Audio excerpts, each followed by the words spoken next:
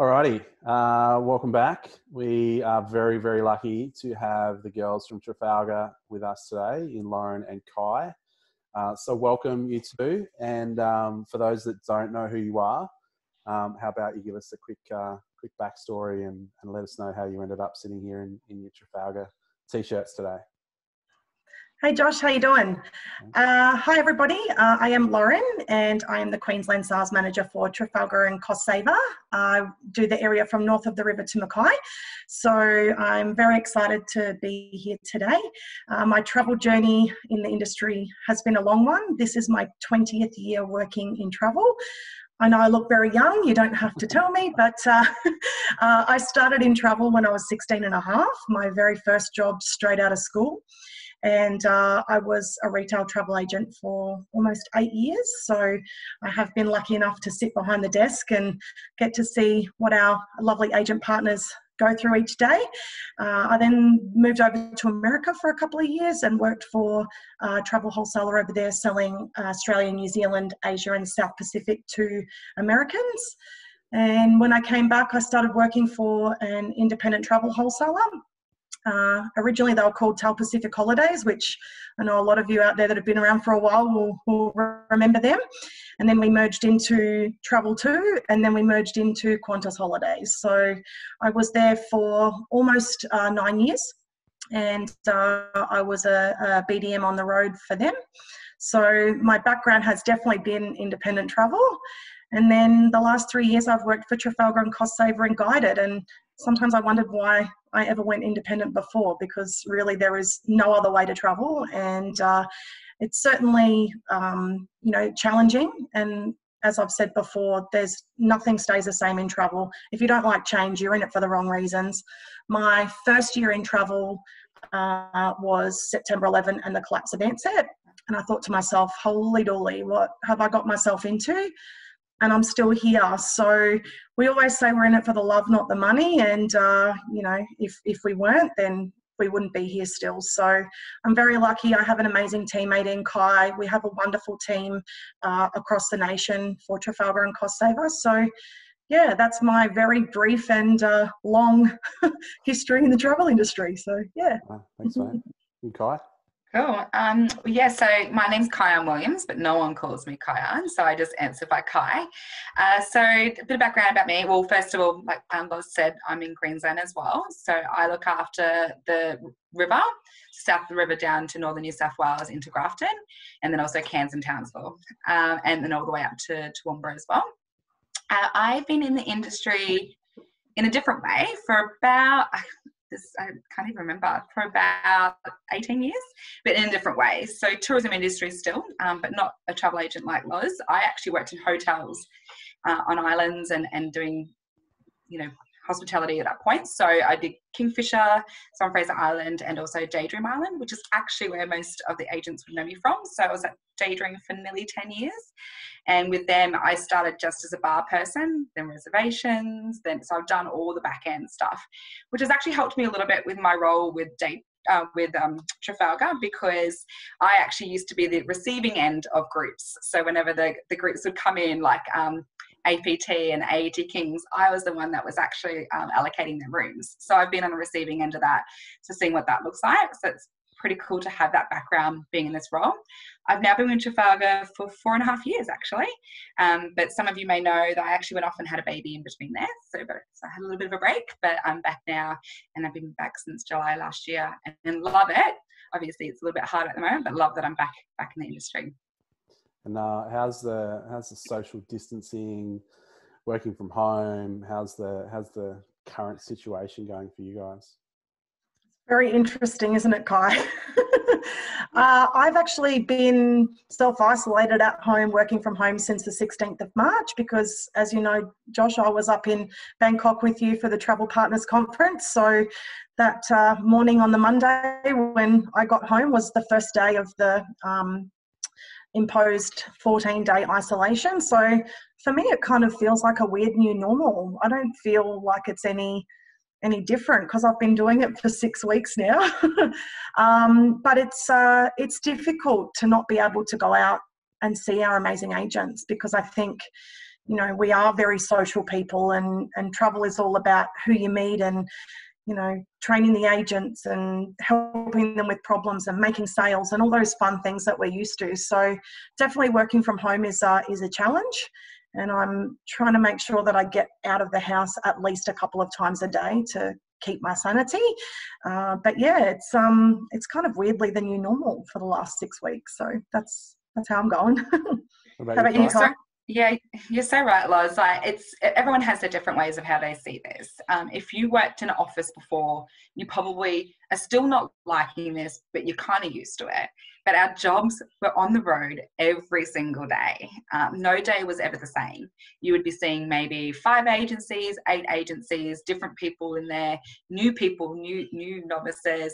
And so you got cuddles and helping people all the time, to now being sitting on this desk since, and mine was a little bit before yours because you went over to Bangkok. So I've actually been sitting at this desk now since probably around the 8th of March. So it's very difficult in that way. Even though I wasn't self-isolated because I didn't travel, I literally went from my desk to go pick up my son from daycare and back again. And that's just what we've been doing. And so at first it was hard. It's hard to not get cuddles because I really do love that human interaction. But it's the normal now. And if anything though, as the weeks have gone on, I've just connected in different ways. So Skype catch-ups with agents, over the phone, emails, just checking in with people just to see how everyone is. Facebook even, like there's just other ways and forms to kind of catch up with everyone, just getting used to it. Yeah, it was strange. I think the thing that got me after that 14-day isolation, when I got to do my first trip to Woolies, was I kind of felt like I couldn't drive that well. I don't know about you guys, but I didn't drive for 2 weeks, and I've done that before. Like, you know, That's how I always feel when I get home from holidays. I feel like I've lost my normal fine motor skills. I'm like, what is happening right now? I don't know how to make my bed. I don't know how to drive my car. What's going on? Yeah, I think it's weird. I think because, like, say if you're traveling, you're still out and about, you're crossing roads, your brain's still working in a outside your house. You don't necessarily go on holidays all the time. I guess sit around. But you're kind of active a little bit. So I think it was weird for me, just, you know, and it is, as you said, there's a bit of a new normal starting to creep in, which is a little bit scary, but you know, we're all adaptable people, you know, and that's kind of, I guess you just cope. You have to be. And what about work-wise? What's the go with you guys at the moment? Are you reduced days or hours, or what's you and the Australian team for Trafalgar looking like? Yeah, so we have reduced our days. So first of all, in March, we were definitely all hands on deck. So where our job would normally be bringing, you know, helping with the sales and going out there and helping the team out. When I say team, I see agents as team, helping the agents for that. It just turned around very quickly. So it got to the point that we were still a massive support system for the agents, but also calling up agents and letting them know about our suspended trips, making sure that we were on the phones where we could be, or emailing out those agents and letting them know about it, which we've heard a lot of feedback from our agents about that, and they were so grateful that they were hearing it firsthand by us, which was pretty cool. So that was March. But that obviously over time, once we had gotten to the end of June, which is where we're at the moment, once that had kind of slowed down and everyone kind of knew what our policies were, it just slowed down. So we're now, as of the 1st of April, we've been reduced to 3 days a week. Still very blessed for that. Like, you know, we know that there's a lot of people out there that have been stood down, made redundant, whatever the cases might be. So we feel very, very, very blessed that we have that. And it still allows us the opportunity to reach out to our agents and help them where they need it too, because there's still a lot of agents that are still working on June bookings at the moment. They haven't gotten to those yet. And the good thing with us, Josh, is that Kai and I work really well together. So we're very different people, but we work very similarly. And so we know that we've kind of done a job share. So in that way, I'm Monday through Wednesday, and then Kai's Wednesday through Friday. So we know no matter what, if the agents need us on any day of the week, they can email, call, carrier pigeon, whatever it takes to get a hold of us. But we work very similarly. So they're going to get the same service no matter what, whether they call Kai or they call me. So that's actually been a real positive for us. We've made sure that we did our roster like that so we could have, you know, access all the time. Is that actually, sorry? That's nationwide as well. Yeah, I was going to say, is that in all states? I mean, some states might not have two. That's right. Two BDMs, but are they crossing over with other people? So WA and South Australia are helping each other out because they're a team of one in each state. So, but the other states, Vic and New South Wales, have also done that. They've got teams of 3, so they've made it so no matter what, there's always going to be at least one sales manager that the agents can contact. So, which is really good.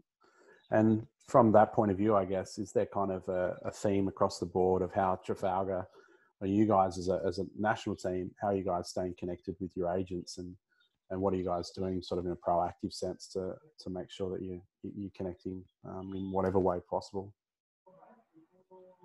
Am I taking that one, Kai? Yeah, well, I can do it. Sorry. No, sorry about that. What we are doing, so I guess the biggest thing of all is making sure we as a team are always connected as well. So I'll start off with that. So we actually have a call every day to make sure that we know, and it's at 9:30 every single morning, to make sure as a team that we're all across board of any changes that have happened across Trafalgar or the Travel Corporation, or even just the world of travel. So that's what we do first up, to then allow us to start the day in connecting to those agents where we need to. So like I said before, a lot of them have been, when they're suspended trips, doing call outs or emails that will come from us. If it doesn't come from us, it might come from our global team, but that's only if it's a specialty trip like Oberemmergale that came from a global perspective, but all the rest of them do come from us. And then other ways of us connecting with them is through emails. I know I've spoken to a lot of the team nationally, and we're just reaching out to our agents, checking in there. The ones that we know we can, or the ones we know we're not being too, they're happy to hear from us, so we're reaching out to those. We just got an update yesterday that one of our girls, Angie in New South Wales, she did a training session yesterday with one of her stores. So just really, once we've had a few phone calls where we know that people are still busy, but also having a little bit of time to do, further training. So we're just starting to get out and connect with those and locking a lot of those in. So one-on-one Zoom trainings, all that. And that's something that we didn't have an opportunity to do in the beginning, because we know that the agents just had no time to, see us or, do training. They were too busy, having to be focused on the task at hand, which was getting people home and, dealing with refunds or dealing with cancellations or whatever it might be. So, now is the time that we can kind of, you guys can use us, because that's what we're here for. We only have to know 1 or 2 brands, and the poor agents have to know the entire world. So we really are the specialists. So we can kind of, do those trainings now that they are starting to sort of hopefully, slow down on that onslaught and be able to really extend their skills, so that when this does all blow over, man, they're going to be, just ready to go, which is amazing. And I guess on that topic, I guess most of the training that I see, you guys and suppliers and reps in general do is generally about what's coming. So, what's new in the market, what's about to be released, what's next year going to look like, what's, if you are doing training at the moment, what's some of the chatter or some of the things that are being talked about for Trafalgar in the future, 2021, 2022?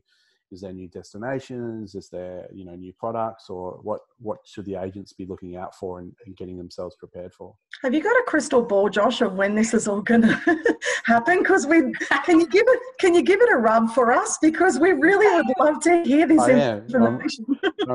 I'm rubbing it every day. Really good, valid question. And to be honest, this was a question that we kind of seeked a bit of advice from our global CEO, Gavin Tolman. So we had a conference call with him about 2 weeks ago now. And we was like, because we're keen to get messages out there. We're keen to get product out there. But it's hard when the world isn't, in line with that. And so he just said that we will keep on releasing when we've got the new product out, and but it will all be a soft release. So rather than having brochures coming out that we normally have, that's still TBA on where that's sitting. We're not rushing to get that done. It's more still releasing it though online. So for an example, 2 weeks ago, we released Africa. So Africa is now out and has been reissued with Trafalgar, but we now have new products with Cost Saver in Africa. So that's pretty exciting. Super exciting. Released Cost Saver with Africa. I was extremely exciting. Like a price point like that to be in Africa is pretty amazing. So there's 4 new trips that are in that space, and as well as that, we are on schedule for USA and Canada to come out as well. So USA and Canada is around mid-May to end of May. We'll release that again, all online, but there will be the the brochure you can download and also and communicate it out to your guests that way if you wanted to. I think the biggest thing at the moment is still putting some inspiring stuff on social media, and that's what a lot of, even though they can't travel, a lot of guests are wanting to hear about. So that's with this new product coming out, it's not necessarily doing as a hard push, but like, how great would it be that I'm going on this trip? How great would it be that I can do this? Or wow, how can you do Africa for only this much when you came to cost saver? So we're still bringing out our product because we know it still needs to be done, because at some point 2021 will go ahead and we just need to make sure we've got it there. And if anything, this is the time to start upskilling our agents on destinations that they might not have even thought about us as, like Africa. They always just think of us as Europe. So yeah. Do you guys? And also there's, sorry, Josh, there's a lot of talk, about the bubble, and how there's so much positivity around the fact that, yes, Australia will open up earlier, and perhaps New Zealand, maybe the South Pacific, which is awesome, because that's a lot of travel that we do already anyway as Australians, things that are closer to home if we don't want to be going further afield. I mean, as Kai said, yes, we're really known for Europe and that's all people think that we do, but we do have Australia and New Zealand product as well. So, when it does come back, who knows? I mean, like I said, the crystal ball would be brilliant, because then we could know what options that we can offer people and how we can get people traveling again, and get people back in jobs and having fun and coming back and sharing those amazing experiences that we have when we travel, whether it's with Trafalgar and Cost Saver or whatever. People just love to share their travel stories, and I think that that's something that's not happening at the moment, and that's what we really need to get back to. And you have a travel agent's Facebook page. We do. A lot of this stuff comes through, so obviously we can pop the link in if anyone's not a member already. We have a joint one, both Kai and I. We run a joint page together. So, yeah. And as well as that, though, we do have the national one as well. So definitely still use, especially because maybe some people don't know who the rep is, or maybe they just want to get the first off the cab rank news. So we do have our Trafalgar Tribe Facebook page, but we'll give you the link for that. So definitely, if you're not a member of that already, make sure that you are. Yeah. So I'm going to hit you with one that's off script. That I didn't prepare earlier. We like to be prepared, Josh. What are you doing? Are you skiing off the piste right now? Surely people think that this is all just made up on the spot and there's no preparation whatsoever put in beforehand. But we like to be prepared. I guess one idea, and I guess this is just something that I wanted to voice, was that I think on the other side of this, especially in this sort of period where we're not quite open completely, or it's just Australia and New Zealand, and travel agents are starting to get some new inquiry, but they're probably not as busy as what they would like to be, and everyone's going to trickle their way up. I guess the good thing with a coach touring company or coach holiday company or a holiday company that uses buses, I don't know what you call yourself now. Guided holiday sounds really good, Josh. Guided holiday. How long's it been since you worked in retail, honey? A guided holiday on a bus. Maybe that Australia and New Zealand product that you guys have, maybe those buses may not necessarily be completely full early on, especially on in those early days. And you know what, Josh? It's not only just not being full because people aren't booking, it will also be for social distancing. So, and that's definitely something, as Kai mentioned, we had an amazing Zoom call or Teams call, whatever you want to call it, with our global CEO, Gavin Tolman, and he was talking about we have to be ready for that.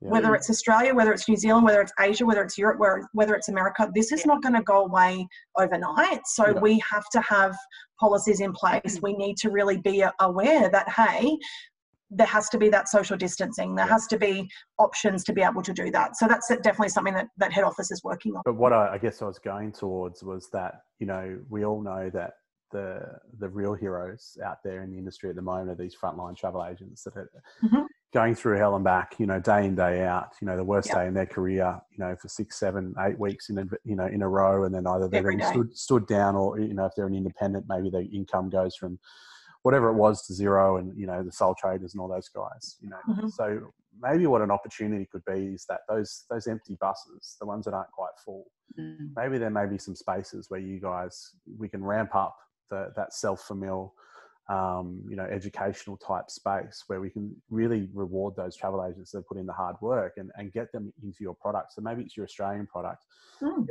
They get to experience it. It's last minute. We don't want it to cost Trafalgar any money or much more than it would if the bus was going ahead or not going ahead. But, getting some agents on some of this product in Australia and New Zealand that is pretty well replicated just with different scenery and different cultures and so forth overseas. But, a travel agent that hasn't experienced Trafalgar in Europe, maybe, popping them on one of your buses, going through Australia or wherever it is, South Australia or Tassie or something like that. What an opportunity for the industry to reward these agents, with next to nothing. I guess I'm talking almost FOC or just cost to get them on there. Which would then increase that product knowledge, which we're talking about. We're telling people to do the training, go online, do the training, do the training, do the training. What better training than experiencing it, firsthand? We think that all the time, though, when the people come back from doing our trips and they go, wow, I never thought it would be like that. But let's just be honest, Josh, it's not going to be you, because if you say the word bus one more time, I think I might actually come around to your place and stab you. Fair enough. No, I'm just joking. As long as your knife's 1.5 meters long, then you exactly right. I'll put it on a broom. Hey, we're all going out on day trips this weekend. Queensland. Oh yes, we can have a picnic with two people. Woohoo! And you can bring one person along with your family. I'm like, I don't want to bring one person, my family. I want to be the one person that goes on with somebody else's family. With somebody else, exactly. That would be nice. I would have to do any organising. If anybody needs me to drive their family on their day trip out, so I'll be your one person. I'll be your plus one. It's only 50 kilometres. So where are you going to go? I'm just looking forward to a picnic down in my local. Like, take me outside. Let me sit outside in the grass. It is very exciting. It really is a good point, Josh. And it's certainly something that, as a company, we've always tried to see how we can work in more of those agent incentives, like deals, and we do have it there. We've just never sung to the rooftop for them to come apply for it. The only problem where it becomes a bit more pricey for us is that we are that in between. Like, we have to pay for hotels, we have to pay for all of that sort of stuff. So I mean, yes, it's definitely something we can put forward to our guys up in Global, and we know it does work. It's just how do we do it moving forward? Just thought. Yeah, no, definitely. And I guess advice. What do you guys think? What should people be doing right now? They've got a few months of, I guess, a bit of a downturn when the tap sort of stops and the cancellations and refunds kind of dry up a little bit, and they can have a breath. But we all know that we can't breathe for too long. We've got to start getting ready for the other side and making sure that we're most prepared for that. What's some advice you got for the guys out there? I think it's definitely, whatever you want to call it, upskilling, learning. Even in our team, we've been doing every Wednesday. We have an additional Zoom call in the afternoon from 4:00, and we're all doing presentations, just 15 minutes on all sorts of different destinations. And it's been really amazing to see other people's thoughts on things, even places that I have been lucky enough to go to. I'm watching these presentations and going, wow, I never thought about it like that because that doesn't interest me, or whatever it might be. So it's been really, really good to do that. From a personal front, I haven't been drinking. We were talking about this before, Josh, but a lot of people have been using drinking to get by, which I completely understand, but I've completely turned off it. I haven't been drinking. I've been walking my dog twice a day, doing an exercise class every day because the food that I'm eating is like next level. But I've also started volunteering at Meals on Wheels. So because we're down to 3 days a week, I was like, oh my God, I can't be in the house another 2 days. Like, I literally might go mad. So I applied to be a driver for Meals on Wheels, and we're lucky enough to have our company cars. So I've been going out and doing deliveries on a Friday. They're very, very heavily affected by COVID as well. They can only do deliveries twice a week now. So the people that need it, I mean, I'm lucky that I don't have a baby like Kai, so I've only got myself and my dog and my boyfriend to worry about. So on Fridays I go out for a few hours and deliver meals to people that need it. So I've been lucky that I've been able to get that, because a lot of the volunteering has dried up as well because of COVID. So, but yeah, on a personal front, I've just tried to do something to firstly keep me busy and to try and give back in the time that I'm not working. So how about you, Kai? What's your thoughts? Yes, so just my one is something that I've been wanting to do for a long time is my English and grammar is not to par. It has its times where I definitely rely on spell check a lot when we're sending out emails, and my agents would know, like, oh, Kai's email kind of a little bit misspelled somewhere. So I am actually registered myself to do some online course at the moment, so that's pretty exciting. Back to what we were talking about earlier, Josh, it's actually from year 11 and 12. But there's so much we learn at school that we just forget as our life goes on. So I'm just doing it. And so like you said, Loz, doing a bit of an upskilling for myself and just improve myself where I can. That's it's interesting because I'm probably in the same boat as you, Kai. Anyone who knows me knows that I can't spell, I can't write. Anyone that's been in a training course with me where I have to use, coloured pens on flip charts and all those sorts of things, it's you just have to decipher it yourself or guess Hieroglyphics. what I'm talking about. So and I'm the same. I think grade 10 English was probably about as far as I got. Any sort of upskilling, if you see that as an opportunity for you and it's a benefit to you in your day to day, and for travel agents, it could be, they're upskilling in their, maybe in marketing, and how to market themselves or, how to, do websites. So instead of paying somebody to do a website for them, maybe they can create their own. Absolutely. An online course of how to set up your own website, would be, there'd be 1,000 courses out there. So I guess you've got to see what really benefits you, both professionally and both personally, on the outside, and then you've got the time. Once you do have the time, I'm not saying everybody's got the time yet, but there will come a time where people have time. We're using the word time way too many times. So time again. Time. We are out of time, which is. Can I just quickly add to that one last thing is that it doesn't have to be a paid thing as well. Like when it comes to learn off people, like I was blessed enough, like I knew PowerPoint, but I still reached out to somebody and got them to show me further into PowerPoint.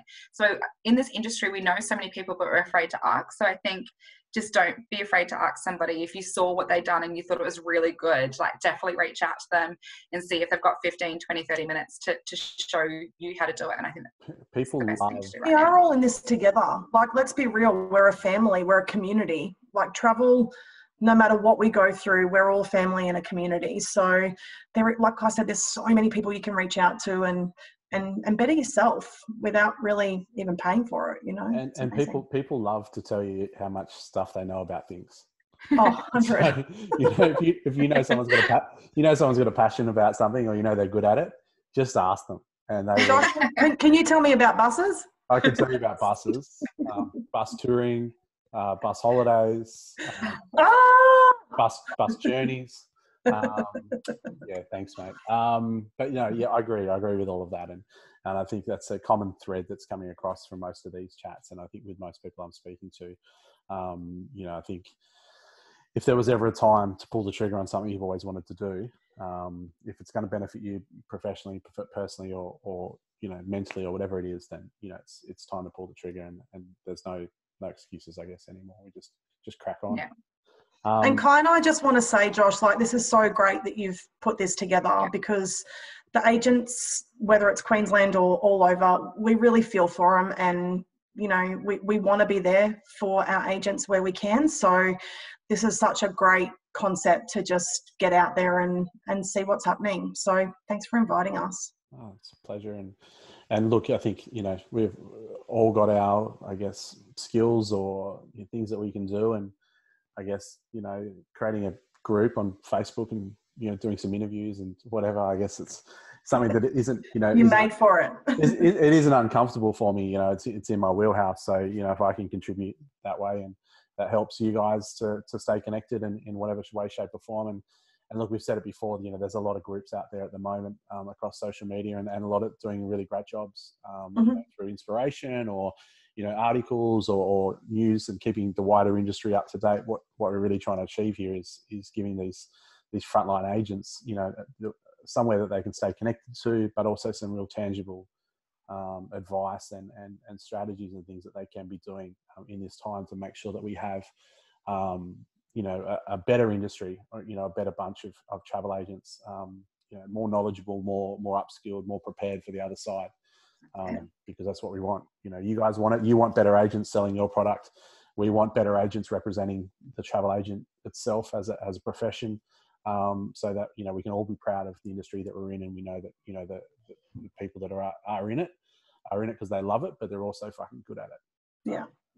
That's the key. So before we let you go, we just need nomination.